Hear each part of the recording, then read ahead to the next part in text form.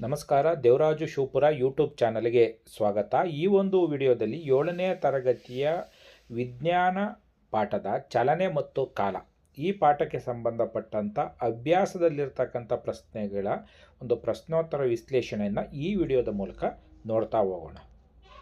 ನೋಡಿ, ಇಲ್ಲಿ ಒಂದಷ್ಟು ಅಭ್ಯಾಸದ ಪ್ರಶ್ನೆಗಳನ್ನು ಕೊಟ್ಟಿದ್ದಾನೆ. ಕೆಳಗಿನವುಗಳನ್ನು ಸರಳ ರೇಖಾಗತ, ವೃತ್ತೀಯ ಅಥವಾ ಆಂದೋಲನ ಚಲನೆ ಎಂದು ವರ್ಗೀಕರಿಸಿ.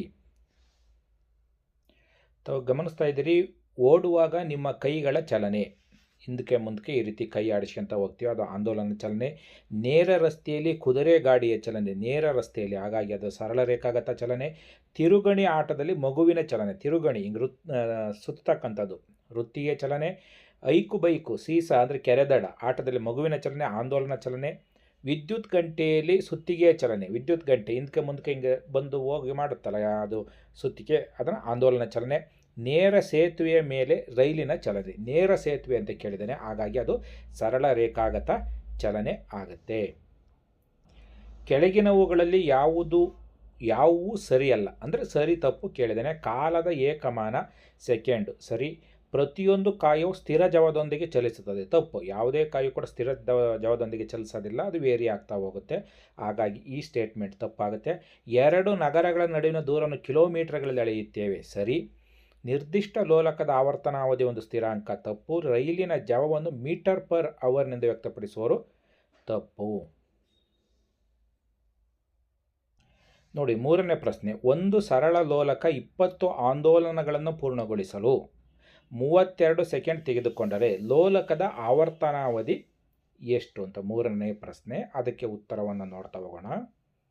ನೋಡಿ, ಆಂದೋಲನಗಳ ಸಂಖ್ಯೆ 20, ಆಂದೋಲನಗಳಿಗೆ ತೆಗೆದುಕೊಂಡಂಥ ಕಾಲ 32 ಸೆಕೆಂಡ್ಗಳು. ಸೊ ಆವರ್ತನಾವಧಿ = ಕಾಲ ಡಿವೈಡೆಡ್ ಬೈ ಸಂಖ್ಯೆ, ಅಂದರೆ 32 ಡಿವೈಡೆಡ್ ಬೈ 20. ಸಿಂಪ್ಲಿಫಿಕೇಷನ್ ಮಾಡಿದಾಗ 8 ಡಿವೈಡೆಡ್ ಬೈ 5 ಬರುತ್ತೆ. 5ರಿಂದ 8ಅನ್ನು ಡಿವೈಡ್ ಮಾಡಿದಾಗ 1.6 ಸೆಕೆಂಡ್ ಬರುತ್ತೆ.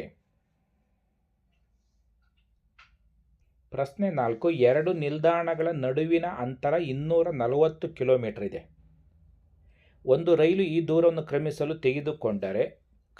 4 ಗಂಟೆಯನ್ನು ತೆಗೆದುಕೊಂಡರೆ ರೈಲಿನ ಜವವನ್ನು ಲೆಕ್ಕ ಹಾಕಿ. ಜವ = ಕ್ರಮಿಸಿದ ದೂರ ಡಿವೈಡೆಡ್ ಬೈ ತೆಗೆದುಕೊಂಡಂಥ ಕಾಲ. ಕ್ರಮಿಸಿದಂಥ ದೂರ ಅದು ಎಷ್ಟು ದೂರ ಇದೆ? 240 ಕಿಲೋಮೀಟರ್ ಇದೆ. ಕಾಲ ಎಷ್ಟು? 4 ಗಂಟೆ. 4ರಿಂದ 240 ಭಾಗ ಮಾಡಿದಾಗ 60 kilometre per hour, 60 kilometre per hour. ಹಾಗಾಗಿ ರೈಲಿನ ಜವವು 60 ಕಿಲೋಮೀಟರ್, ಗಂಟೆಗೆ 60 ಕಿಲೋಮೀಟರ್ ಆಗಿದೆ. ನೋಡಿ, 5ನೇ ಪ್ರಶ್ನೆ. ಗಡಿಯಾರ 8:30 AM ಬೆಳಗಿನ ಸಮಯವನ್ನು ತೋರಿಸುವ ಒಂದು ಕಾರಿನ ದೂರ ಮಾಪಕವು 57,321 ಕಿಲೋಮೀಟರ್ ಅಳತೆಯನ್ನು ತೋರಿಸ್ತದೆ. ನಂತರ 8:50 AM ಅಂದರೆ 30, 40, 50 20 ನಿಮಿಷಗಳ ನಂತರದಲ್ಲಿ 8:50 ಸಮಯದಲ್ಲಿ ದೂರ ಮಾಪಕದ ಅಳತೆ 57,336 ಕಿಲೋಮೀಟರ್ಗೆ ಬದಲಾದರೆ ನಡುವಿನ ಈ ಕಾಲದಲ್ಲಿ ಕಾರು ಚಲಿಸಿದ ದೂರ ಎಷ್ಟು? ಕಾರಿನ ಜವವನ್ನು ಕಿಲೋಮೀಟರ್ ಪರ್ ಮಿನಿಟ್ ಮತ್ತು ಕಿಲೋಮೀಟರ್ ಪರ್ ಅವರ್ ಎರಡರಲ್ಲೂ ಕೂಡ ಹೇಳಿ ಅಂತೇಳಿ ಹೇಳಿದ್ದಾರೆ. ನೋಡಿ, ಈಗ ಮೊದಲು ಎಷ್ಟು ದೂರ ಚಲಿಸ್ತು? 57,336ರಿಂದ 57,321 ಕಳಿತೀವಿ, 15 ಕಿಲೋಮೀಟ್ರ್ ಬರುತ್ತೆ. 15 ಕಿಲೋಮೀಟ್ರ್. ಆ 15 ಕಿಲೋಮೀಟ್ರ್ ದೂರ ಚಲಿಸೋಕ್ಕೆ ತೆಗೆದುಕೊಂಡಂಥ ಸಮಯ ಎಷ್ಟು? ತೆಗೆದುಕೊಂಡಂಥ ಸಮಯ 8:50 - 8:30, ಅಲ್ಲಿಗೆ ಎಷ್ಟು? 20 ನಿಮಿಷ ಸಮಯ ತೆಗೆದುಕೊಳ್ಳುತ್ತೆ. ಸೊ ಕಾರಿನ ಜವ = ದೂರ ಡಿವೈಡೆಡ್ ಬೈ ಕಾಲ. ದೂರ ಡಿವೈಡೆಡ್ ಬೈ ಕಾಲ. 15 ಕಿಲೋಮೀಟ್ರ್ ಚಲಿಸೋದಕ್ಕೆ ತಾವು ಗಮನಿಸ್ತೀವಿ, 15 ಕಿಲೋಮೀಟ್ರ್ ಚಲಿಸೋದಕ್ಕೆ 20 ನಿಮಿಷವನ್ನು ತೆಗೆದುಕೊಳ್ಳುತ್ತೆ.